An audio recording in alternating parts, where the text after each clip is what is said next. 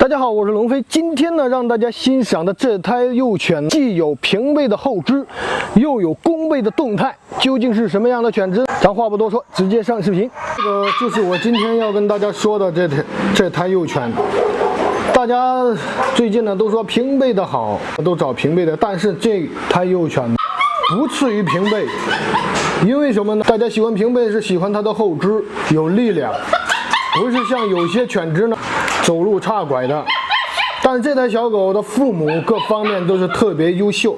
一会儿呢，让大家看一下它父母的视频动态，是不是跟龙飞所说的一样？他的父亲是这个总共科尼。下面呢，让大家看一下科尼的动态以及后肢力量。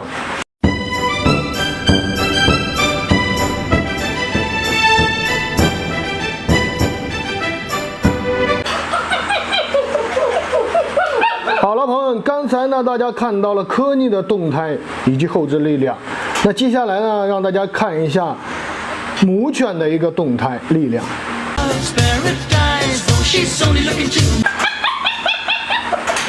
好，都让大家看了一下，这胎的幼犬呢也是非常不错，骨量、毛色、头板以及类型都特别的出色，高品质的幼犬，大家都喜欢。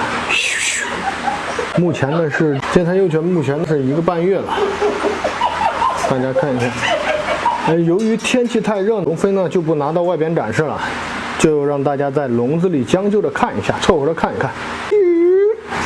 就，活力都非常好。好了，朋友们，刚才呢，龙飞在这个视频当中跟大家讲了一下这胎幼犬的来历，并不是说它是杂交的啊，不是，它父亲呢是高动力种公科尼，科尼呢是戈登的后代，是相当出名的。那它母亲呢更加了不起了，是这个狼王欧门的孙女，小欧门的女儿。大家都知道，欧门属于母之血系，他的父亲欧门的父亲是世界2届狼王雷蒙，母之血系的代表。母之血系呢以动态结构出名，那他母亲呢也是继承了这一点。好，今天的视频就跟大家简单的拍摄到这里了，谢谢朋友们的支持，咱们下期再见。